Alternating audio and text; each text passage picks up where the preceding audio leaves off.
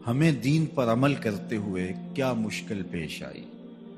ہم تو دین کی راہوں کے مسافر ہوئے تو عزتیں پائیں، ہم نے اللہ کا نام لیا تو لوگوں نے پیار دیا، ہم نے عبادات کے طریقے اختیار کیے تو معاشرے میں شریف کہلائے۔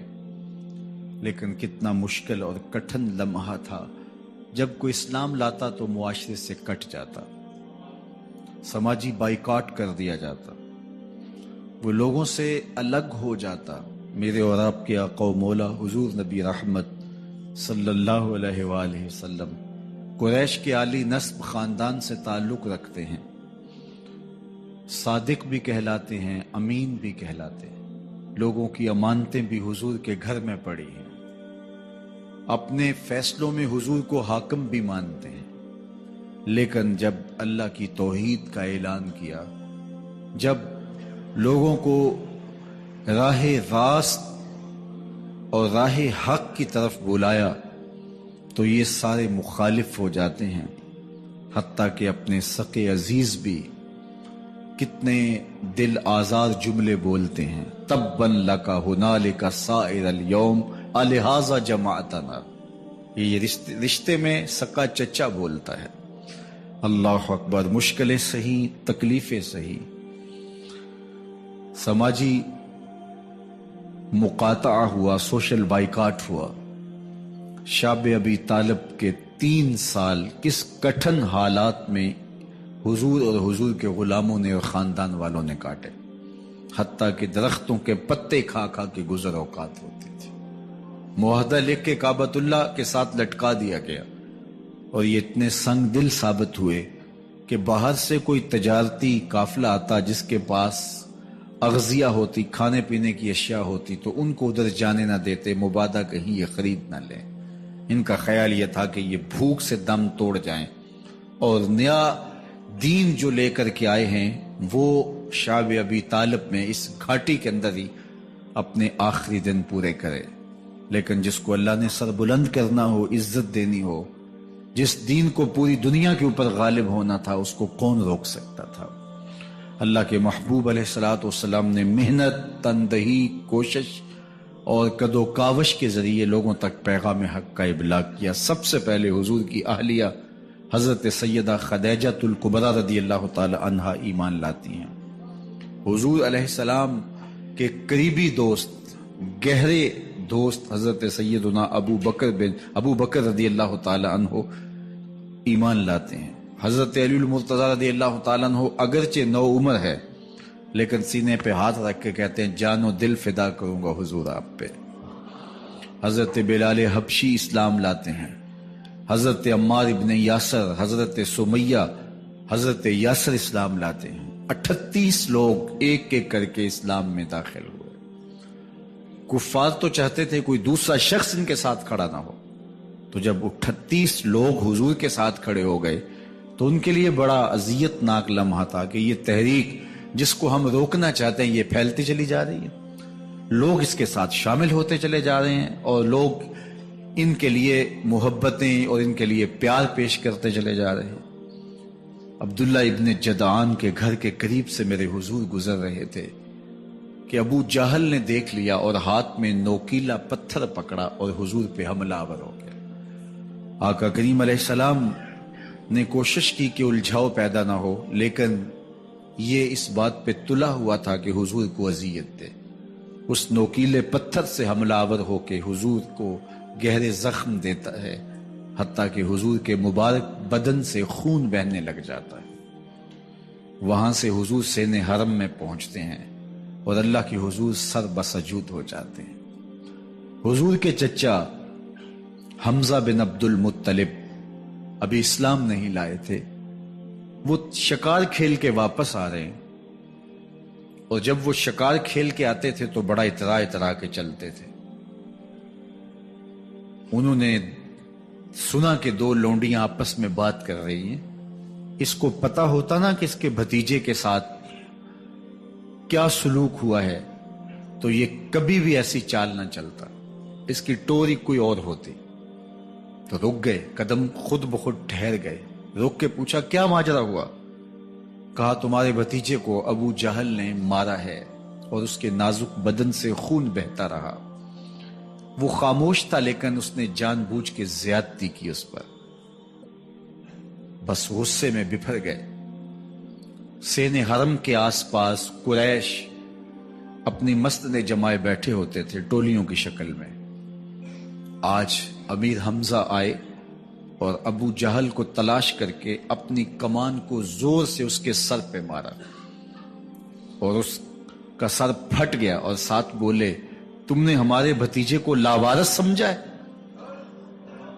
اب اس کے حواری کھڑے ہو گئے، لیکن ابو جہل بڑا کائن شخص تھا، اس نے سمجھا کہ یہ تو اب تنہا ہیں، لیکن لڑائی کی آگ روشن ہوگی تو بنو ہاشم بھی نکل آئیں گے تو یہ لڑائی لمبی ہو جائے گی، تو اس کا سبب میں ہوں، قصور میرا ہے۔ اس نے کہا بس مجھ سے غلطی ہو گئی، اس طرح اس نے بات کو ٹال دیا۔ اب حضور کے چچا حضور کو ڈھونڈ رہے ہیں۔ سین حرم میں حضور علیہ السلام اللہ کے حضور سر بسجود ہیں۔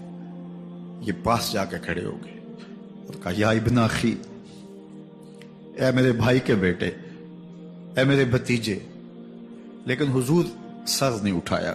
اللہ کے حضور اپنے دکھڑے بیان کر رہے ہیں۔ اسی کسے دے کچھ نہیں لگ دے تے نہ کوئی ساڈا دردی۔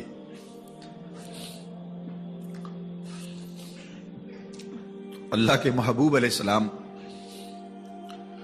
اللہ کے حضور سر بسجود ہے۔ انہوں نے پھر کہا یا ابن اخی، اے میرے بھائی کے بیٹے، اور انہیں بے چینی ہے کہ بتاؤں کہ حوصلہ رکھو میں تمہارا بدلہ لے لیا، لیکن حضور سر نہیں اٹھا رہے۔ تیسری مرتبہ پھر آواز دی، حضور نے سر اٹھایا، آنکھیں آنسوں سے بھری ہوئی تھی، تو برجستہ کہا بھتیجے میں تمہارا بدلہ لے لیا۔ میرے حضور نے فرمایا چچا مجھے اس کی کوئی خوشی نہیں ہوئی۔ یہ حیرت زدہ ہو گئے کہ اتنا بڑا کام، اس وقت مکے کا اتنا بڑا سورما، اور میں اس سے ٹکرا کے آیا ہوں اور یہ کہہ رہے ہیں مجھے کوئی خوشی نہیں ہوئی۔ قسمت اچھی تھی۔ بولے بھتیجے تم کیسے خوش ہوتے ہو؟ کہا جس رب کو میں مانتا ہوں اس کو تم بھی مان لو۔ تو امیر حمزہ کی قسمت اچھی تھی تو آگے بڑھے اور اسلام قبول کر لیا۔ 38 لوگ پہلے مسلمان تھے، یہ 39 میں مسلمان ہو گئے۔ بس ان کا اسلام لانا مسلمانوں کے لیے تسکین قلب کا ساما ہوا۔ حضور کی آنکھوں میں امٹتے ہوئے آنسو، آگے بڑھے، کعبے کو غلاف کو پکڑا، کہا اللہم اعز الاسلام باحب الرجلین الیک بعمر ابن الخطاب او بعمر ابن حشام۔ اے اللہ ایک شیر دیا ہے، ایک شیر اور دے دے، اب تیری مرضی، یا عمر بن خطاب دے دے یا عمر بن حشام دے دے۔ اگرچہ اس نے میرے اوپر پتھر برسائے ہیں، مجھے زخمی کیا ہے، لیکن اگر دین کی تقویت اس سے ہو سکتی ہے تو مالک مجھے کوئی غصہ نہیں۔ چاہے عمر بن حشام، یہ ابو جہل کا نام ہے، مجھے چاہے ابو عمر بن حشام دے دے یا عمر بن خطاب دے دے، ایک شیر دے دیا، ایک شیر اور عطا کر دے۔ حضور کعبہ کے غلاف سے لپٹ کے اللہ کے حضور دعائیں مانگ رہے ہیں۔ 39 لوگ اسلام لا چکے ہیں، 40ویں کا انتظار ہے۔ اللہ کے محبوب علیہ السلام کی دعائیں ہیں، حضور کی التجائیں ہیں۔ ادھر یہ خبر پورے مکے میں پھیل جاتی ہے کہ حمزہ بھی ایمان لے آئے۔ کفار پر سراسیمگی سی کیفیت پیدا ہو جاتی ہے کہ ہم تو سمجھتے تھے کہ یہ 2-4 لوگ ہیں، 10-15-20 لوگ جمع ہو جائیں گے، اور اس طرح کے لوگ بھی اگر ان کے ساتھ شامل ہو گئے تو ان کا راستہ نہیں روکا جا سکے گا۔ وہ سر جوڑ کے سوچنے لگے، ابو جہل کو کوسنے دینے لگے، اس نے کیوں یہ ظلم کیا کہ اس کا نتیجہ یہ پھر ہمیں بھگتنا پڑ رہا ہے۔ اس کے لیے کوئی تدبیر کرنی چاہیے، اس کے لیے کوئی حکمت سوچنی چاہیے۔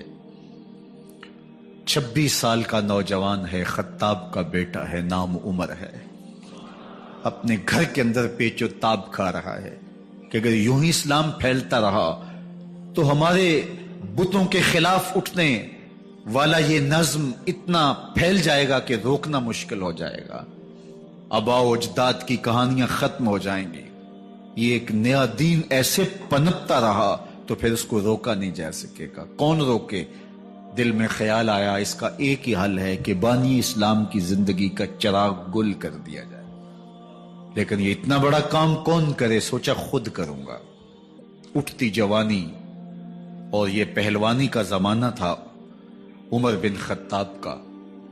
اعضاء میں توانائی، طبیعت میں جوش، تلوار حمائل کی. دوپہر کے وقت خیال آیا تو کڑکتی دوپہر میں چل پڑے. سنسان گلیاں ہیں، سخت گرمی ہے، لوگ دیواروں سے لگ کے چلتے ہیں اگر کوئی کسی کو کسی مجبوری کے تحت کہیں جانا بھی پڑے. لیکن یہ مست ہاتھی کی طرح اپنے ارادے کو عملی جامہ پہنانے کے لیے گھر سے نکل پڑتے ہیں اور اس انداز سے تلوار حمائل کیے ہوئے آگے بڑھ رہے ہیں. نعیم بن عبداللہ آگے سے آ رہے تھے. آنکھوں میں اترا ہوا نشہ دیکھا، کہانی سمجھ گئے. یہ بھی مسلمان ہو گئے تھے لیکن ابھی ایمان ظاہر نہیں کیا. کہا عمر کدھر کے ارادے ہیں؟ کہا بانی اسلام کا چراغ بجھانے جا رہا ہوں. یہ روز روز کی کہانی ختم کرنے جا رہا ہوں. آج حمزہ ایمان لائے ہیں، کل کوئی اور آ جائے گا، پھر اس تحریک کو روکنا مشکل ہو جائے گا. نعیم بن عبداللہ مسکرا کے بولے گھر کی خبر لی ہے؟ کہا کیا ہوا میرے گھر کو؟ کہا تمہاری بہن فاطمہ بھی اس محمد کی غلام بن گئی ہے، تمہارا بہنوئی سعید بن زید بھی اس کا نوکر بن گیا ہے. بس بپھر گئے. وہ جو غصہ تھا وہ ادھر منتقل ہو گیا، بہن کے گھر کا رخ کیا. جب دروازے پہ پہنچے تو اندر سے قرآن پڑھنے کی آواز آ رہی ہے. جو کہا گیا تھا، جو سنا تھا، اس کا یقین پیدا ہو گیا. زور زور سے دروازے کو کھٹکھٹانے لگے. بہن نے دیکھا کہ بھائی ہے. جو قرآن پڑھ رہا تھا اس کو چھپا دیا اور خود دروازہ کھولا. بس پیٹنا شروع کر دیا، مار مار کے سر پھوڑ دیا. خون بہ رہا ہے. جب سر پھٹ گیا تو فاطمہ بنت خطاب بولی عمر تم خطاب کے بیٹے ہو، میں بھی خطاب کی بیٹی ہوں. سن لو محمد کا دامن نہیں چھوڑو، جو کرنا ہے کرو. جب یہ تیور دیکھے تو عمر کی حیرت انتہا کو چھو گئی. یہ کون سی قوت ہے جس نے ایک عورت کے اندر یہ جذبے رکھ دیے؟ کہا اچھا بتاؤ تم کیا پڑھ رہے تھے؟ کہا تم ناپاک ہو، تمہیں نہیں دوں گی. کہا کیسے دو گی؟ کہا پہلے غسل کرو. عمر غسل کر رہا ہے. سودا لینے کے لیے بازار گئے، ہاتھ اس کے بکے جس کے خریدار گئے. عمر غسل کر رہے ہیں. غسل کر کے باہر آئے تو بہن قرآن لے آئی. وہ کھجور کی چھالیں، وہ چمڑے کے اوپر لکھا ہوا قرآن سامنے رکھ دیا. عمر پڑھ رہے ہیں طٰہٰ ما انزلنا علیک القرآن لتشقیٰ. اے 14ویں کے چاند محبوب، قرآن اس لیے نازل تو نہیں کیا تھا کہ تم مشقت میں پڑ جائے. محبوب رحمت کے دروازے کھل رہے ہیں، کرم نوازیاں ہونے والی ہیں. عمر پڑھتے گئے، آنکھوں کے بندن ٹوٹ گئے، آنسو آنے لگے، ٹپ ٹپ آنسو گرنے لگے. عمر رو رہے ہیں، بدن کانپ رہا ہے. آئے کس ارادے سے تھے، اب حالت کیا ہوئی جا رہی ہے. اپنی بہن سے کہا، بہنوئی سے کہا جس در کے تم غلام ہوئے ہو کبھی میں بھی اس در کا غلام نہیں ہو سکتا؟ عمر کی کہیں عمر نہ برباد ہو جائے، مجھے اس چوکھٹ پہ لے چلو. کہا چلو ہم اس دہلیز پہ لے چلتے ہیں. تلوار اسی طرح حمائل کی ہوئی ہے. حضور دار ارقم میں ہے. یہ اسلام کی پہلی درس گاہ ہے، حضرت ارقم کا گھر. مسلمانوں کی تعداد بہت تھوڑی، یہاں چھپ کر کے دین سیکھتے ہیں. حضور بھی وہاں تشریف فرما تھے، باقی اصحاب بھی وہاں تشریف فرما تھے. حضرت میرے حمزہ بھی وہاں تھے. دروازے کی درزوں سے دیکھا کہ عمر آ رہے ہیں. تلوار بھی حمائل کی ہوئی. صحابہ نے کہا عمر آ رہے ہیں. امیر حمزہ نے کہا کوئی پرواہ نہیں، آنے دو. اچھا ارادہ ہوا تو خوش آمدید کہیں گے، ارادہ اچھا نہ ہوا اس کی تلوار سے گردن کاٹوں گا. اللہ اکبر. جب دروازہ کھولا تو دو صحابہ نے بازوں سے پکڑ لیا، کندھوں سے. حضور نے فرمایا کندھے چھوڑ دو. کندھے چھوڑ دیے گئے. آقا کریم علیہ الصلوۃ والسلام نے ان کے گلے کے اندر جو کپڑا تھا اس کو پکڑ کے جھٹکا دیا. اسلم عمر، عمر اسلام لاؤ. اللہ اکبر. اور ساتھ حضور نے حضرت عمر کے دل پہ ہاتھ رکھے، اللہم اہد قلبہ، اللہ عمر کے دل میں ہدایت ڈال دے. بس یہ جملہ کہنے کی دیر تھی اور حضور کا ہاتھ پھرنے کی دیر تھی، اندر سے کفر دھلتا چلا گیا۔ اور عمر نے کہا اشہد اللہ الہ الا اللہ واشہد انک رسول اللہ۔ جب یہ پڑا کلمہ تو حضور کی زبان سے بے ساختہ نکلا اللہ اکبر، اور صحابہ نے بھی اللہ اکبر کہا، اور اس زور سے کہا کہ مکے کی گلیاں گونجنے لگی۔ اب عمر ایمان لانے کے بعد حضور کی خدمت میں حاضر ہو کے عرض کرتے ہیں حضور کیا ہم حق پہ نہیں ہیں؟ فرمایا ہم حق پہ ہیں۔ کہ اللہ کا دین سچا نہیں ہے؟ فرمایا اللہ کا دین سچا ہے۔ کہا کہ آپ اللہ کے سچے نبی نہیں ہیں؟ فرمایا میں اللہ کا سچا نبی ہوں۔ تو فرمایا پھر ہم چھپ کے نماز کیوں پڑھیں؟ کہا کہ عمر تم جانتے ہو حکمت ہے، اتنے جو ہے وہ ہماری تعداد نہیں، اور کفار کا جور و ظلم اور ستم۔ عرض کی حضور ہم کعبۃ اللہ میں جا کے نماز پڑھیں گے۔ مسلمانوں کی دو صفیں بن گئی، ایک صف کی قیادت امیر حمزہ کر رہے ہیں، ایک صف کی قیادت حضرت فاروق اعظم کر رہے ہیں، درمیان میں حضور چل رہے ہیں، اور روایات میں آتا ہے حضرت عمر چلتے جاتے ہیں اور ساتھ لا الہ الا اللہ پڑھتے چلے جا رہے ہیں۔ اور پھر جا کے وہاں پہنچے تو وہاں جو صنادید قریش تھے ان پر سختہ طاری ہو گیا۔ حضرت عمر رضی اللہ تعالیٰ عنہ جب ایمان لائے تو آپ نے ایک ایک کافر کے گھر کے دروازے پہ کھڑے ہو کے کہا، جب کوئی بھی شخص مسلمان ہوتا تو کفار اس کو مارتے، زود و کوب کرتے، ظلم کرتے، ستم کرتے، گھسیٹتے بازاروں میں، لیکن حضرت عمر ایمان لائے تو ایک ایک شخص کے دروازے پر کھڑے ہو کر کے کہا کہ تم کمزوروں کو مارتے تھے، میں تمہیں بتانے آیا ہوں میں محمد عربی کا نوکر بن گیا ہوں۔ بلکہ آپ نے اعلان کیا جس نے اپنی بیوی کو بیوہ اور بچوں کو یتیم کروانا ہو اور اپنے ماں باپ کی کمر کو جھکانا ہو وہ عمر کے مقابلے میں آئے۔ اللہ اکبر۔ زنیرہ نامی ایک خاتون تھی، بہت کمزور، راوی کہتا ہے کہ اس کی ہڈیوں میں گودا نہیں تھا، عشق رسول تھا، اور اس کا ظالم آقا اس کو مارتا ہے، اور جب مار مار کے تھک جاتا ہے ادھر سے عمر آ رہے ہیں، یہ اسلام لانے کی پہلے کی کہانی ہے، تو ادھر سے عمر آ رہے ہیں تو اس نے کہا عمر تم جوان آدمی ہو تو یہ چھوڑتی نہیں ہے اپنے نبی کا نام، ذرا تم آؤ۔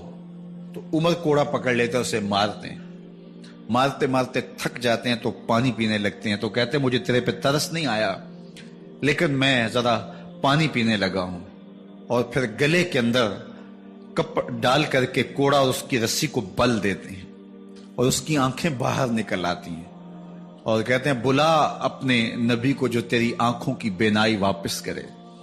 اللہ اکبر۔ تو اس نے آسمان کی طرف منہ کر کے کہا مالک میں کبھی بھی آنکھوں کی بینائی نہ مانگتی، لیکن اب تیرے نبی کی عزت کا سوال ہے۔ آنکھوں کی بینائی واپس ہو جاتی ہے۔ زنیرہ کو بڑا مارا۔ آج عمر گلیوں میں آنکھوں میں آنسو ہیں اور عجیب دلے بے تاب ہے، اور کہتا ہے آؤ بھائی میں حضور کا غلام بن گیا ہوں، تمہیں بتانے آیا ہوں۔ زنیرہ نے موڑ کاٹا تو آگے عمر یہ آواز دے رہے تھے۔ زنیرہ ایک کونے پہ کھڑے ہو کے زو کے کہتی ہے عمر تم تو بڑے اس دن جوش و غضب میں تھے اور تم مارتے ہوئے تھکتے نہیں تھے۔ تو عمر نے کہا زنیرہ اس دن میں نے دیکھا نہیں تھا، اب میں محمد عربی کو دیکھ آیا ہوں۔ جنہ ویکھیا نہیں ہو کرن گلاں، جنہ ویکھیا نہیں ہو کرن گلاں، جنہ ویکھیا ہو تے بول دے نہیں، جڑے محرم راز حقیقت دے اور راز حقیقت کھول دے نہیں۔ تو حضرت عمر رضی اللہ تعالیٰ عنہ ایمان لائے۔ حضرت عبداللہ ابن مسعود رضی اللہ تعالیٰ عنہ فرماتے ہیں کہ حضرت عمر کا ایمان لانا مسلمانوں کے لیے عزت کا سبب تھا، ان کا ہجرت کرنا مسلمانوں کی نصرت تھی، اور ان کی خلافت مسلمانوں کے لیے رحمت تھی۔ حضرت عمر رضی اللہ تعالی عنہ وہ ہیں کہ میرے حضور نے فرمایا لوگوں جب نیک لوگوں کا ذکر کرو تو میرے عمر کا تذکرہ ضرور کیا کرو۔ میرا عمر وہ ہے کہ جب وہ ایک جگہ ایک سمت سے آ رہا ہو، ایک گلی اور بازار سے آ رہا ہو تو شیطان بھی آ رہا ہو، عمر کو دیکھ کے راستہ تبدیل کر لیتا ہے۔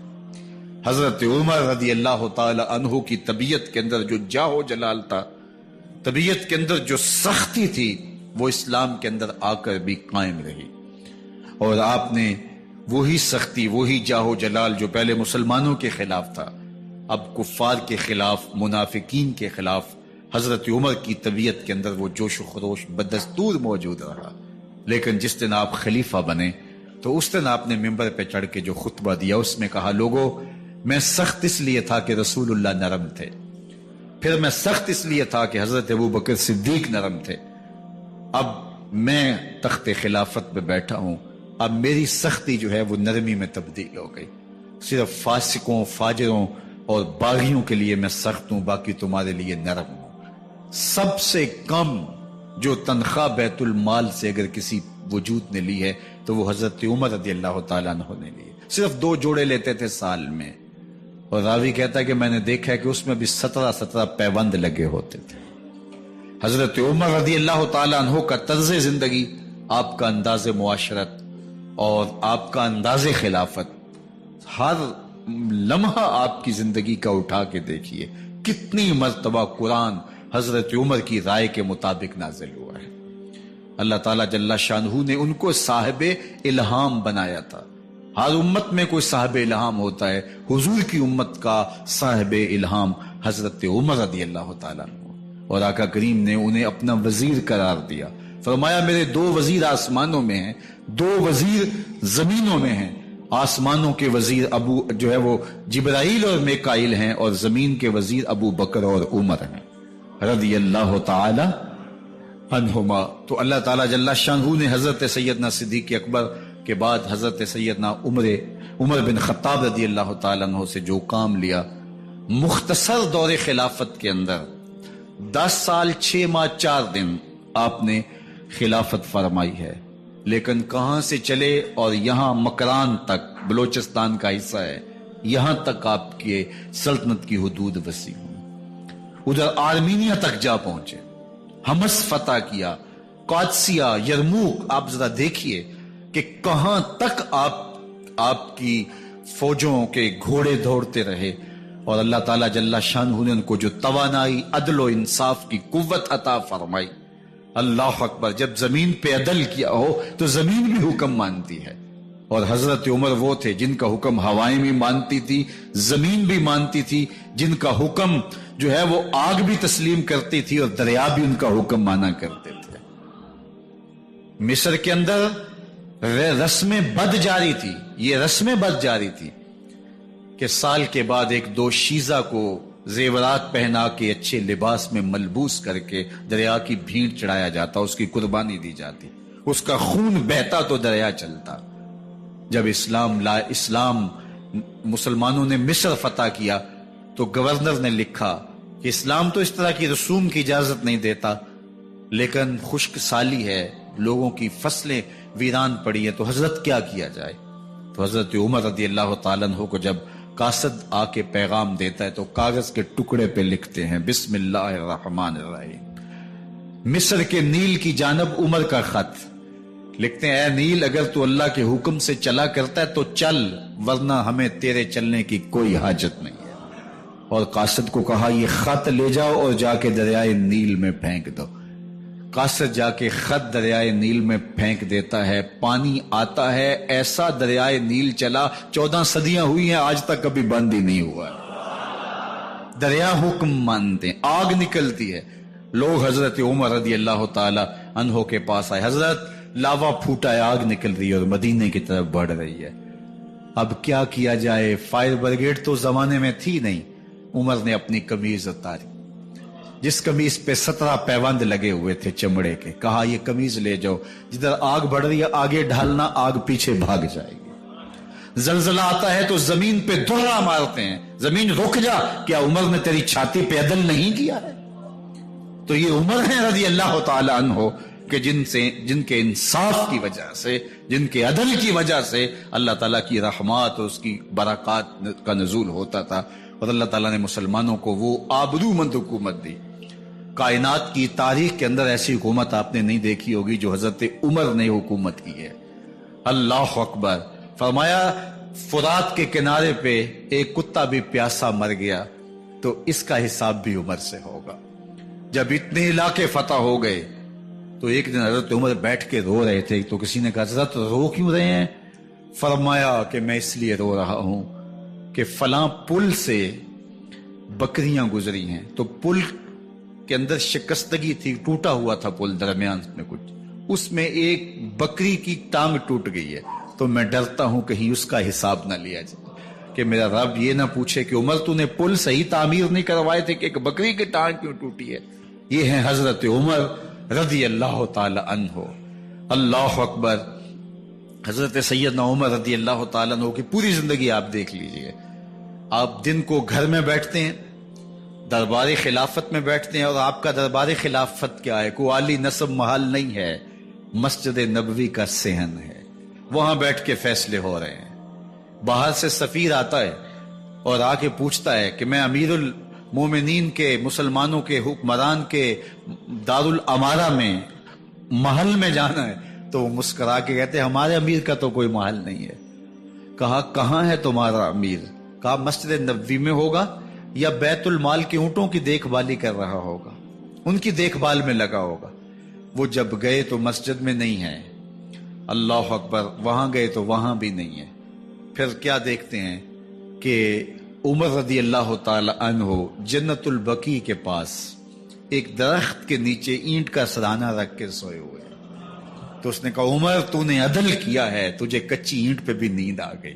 ہمارے حکمرانوں نے انصاف نہیں کیا، اور وہ بند اور محفوظ کمروں کے اندر بھی سکون اور چین کی نیند نہیں سو سکتے۔ حضرت سیدنا عمر رضی اللہ تعالیٰ عنہ نے اس طرح ان امور سلطنت نبھائے۔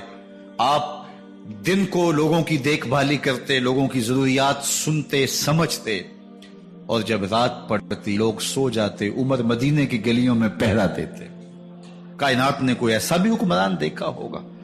اللہ اکبر۔ وہ مجاہد جو مختلف محاذات پہ گئے ہوئے ہوتے، ان کے گھروں کی دیکھ بھالی کرتے، ان کی ضروریات کا خیال رکھتے، ان کی آبرو کا پہرا دیتے۔ راتوں کی تنہائیوں کے اندر حضرت عمر اٹھتے اور جا کے گشت کرتے، چکر لگاتے، دیکھتے کوئی آنکھ پر نم نہ ہو، مفلسی کا کسی گھر میں ماتم نہ ہو، لوگوں کی ضروریات کا خیال رکھتے۔ اللہ اکبر۔ ایک دن حضرت عمر رضی اللہ تعالیٰ عنہ ایک گھر کے قریب سے گزرے، گھر سے دھواں نکل رہا تھا، سوچا کوئی مہمان ہوگا، گزر گئے۔ تھوڑی دیر کے بعد پھر دوبارہ اس گلی سے گزر ہوا تو پھر دھواں نکل رہا تھا، پھر گزر گئے۔ 2 گھنٹے کے بعد پھر دوبارہ ادھر سے گزران ہوا تو پھر دھواں نکل رہا تھا۔ رات کا پچھلا پہر، ابھی تک گھر سے دھواں نکل رہا ہے۔ عمر رضی اللہ تعالیٰ عنہ نے دروازے کو کھٹکھٹایا، اندر سے خاتون کی آواز ہے، اس وقت کون ہے؟ کہا ایک مسافر ہوں، پوچھنا چاہتا ہوں تمہارے گھر سے دھواں کیوں نکل رہا ہے رات کے اس پہر؟ کہا تمہیں اس سے کیا غرض؟ کہا نہیں مجھے تشویش ہوئی ہے۔ تو اس نے کہا عمر کی جان کو رو رہی ہوں۔ حضرت عمر رضی اللہ تعالیٰ عنہ نے کہا کیا ہوا؟ کہا کہ کھانے کے لیے گھر کچھ نہیں ہے، بچے ضد کر رہے ہیں، ہنڈیا کے اندر پتھر ڈال کر کے میں نیچے سے آگ دیے جا رہی ہوں، بچوں کہتی ہوں تھوڑی دیر ہے تھوڑی دیر ہے، کہ بچے تھک کے سو جائیں گے انتظار کر کر کے، تو کچھ ہو تو پکے، اور بچے ہیں بھوک سے، شدت بھوک کی وجہ سے سو بھی نہیں رہے، اور میں یہاں بیٹھے عمر کی جان رو رہی۔ حضرت عمر رضی اللہ تعالیٰ عنہ واپس آئے، گھی کا کنستر اٹھایا، آٹے کی بوری لی اور ساز و سامان لیا۔ خادم تھا آپ کا اسلم بیت المال میں، اس نے حضرت یہ سب کچھ میں اٹھا لیتا ہوں۔ کہا حشر کے دن میرا بوجھ اٹھاؤ گے؟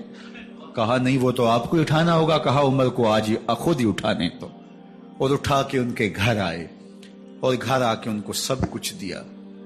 اور پھر اس کے بعد جب کھانا تیار ہوا، بلکہ روایت میں آتا ہے کہ جب آگ جلا رہی تھی تو عمر جھک کے چولہے میں پھونکے مار رہے تھے۔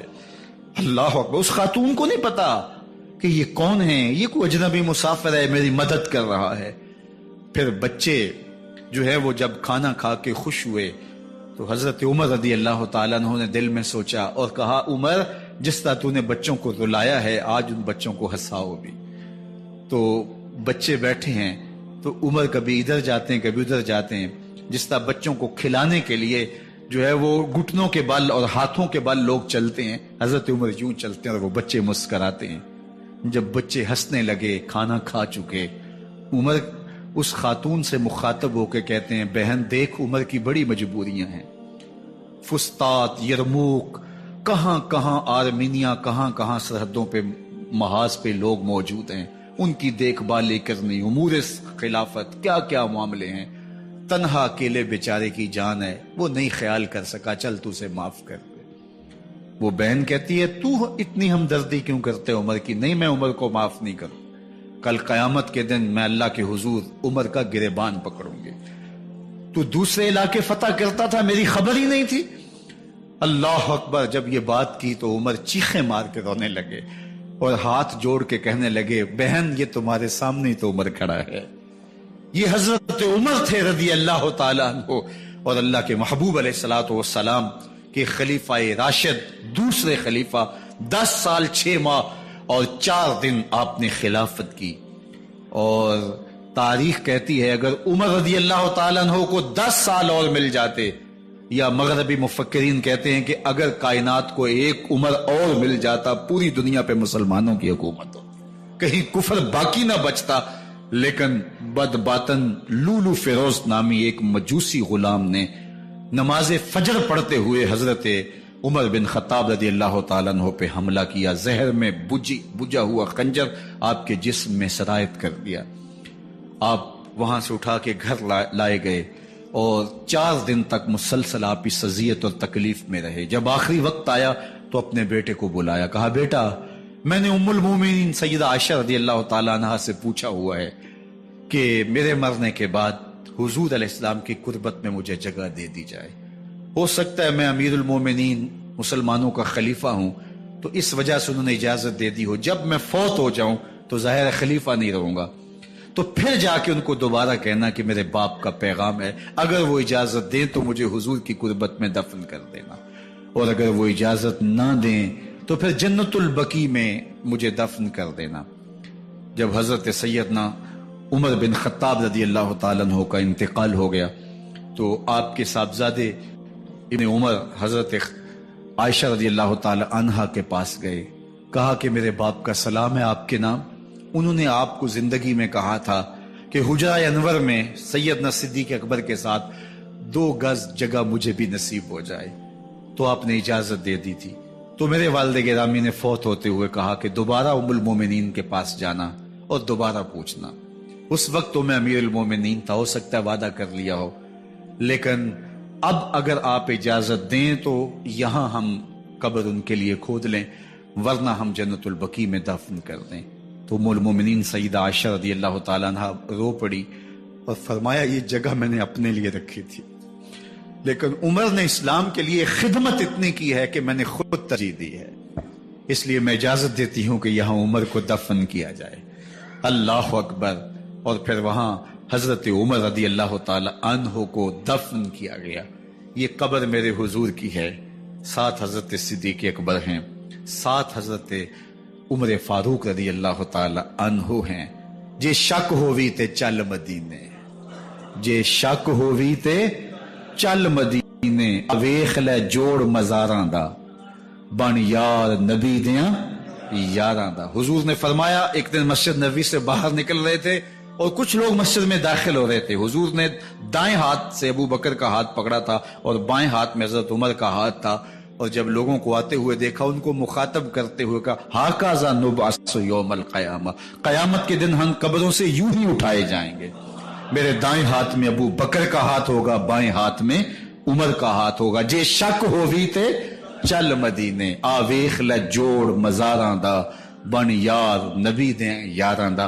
تو میرے حضور نے فرمایا جب اچھے لوگوں کا ذکر کرو تو میرے عمر کا ذکر بھی ضرور کیا کرو۔ تو حضرت عمر رضی اللہ تعالی عنہ اللہ کے محبوب کے محبوب ہیں، باقی صحابی مرید ہیں، حضرت عمر میرے حضور کی مراد ہیں۔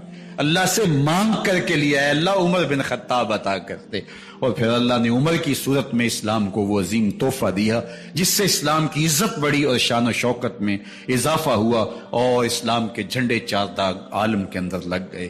اللہ مجھے آپ کو حضرت عمر کے نقوش پاک کی برکتیں عطا فرمائے، اور ہمارے حکمران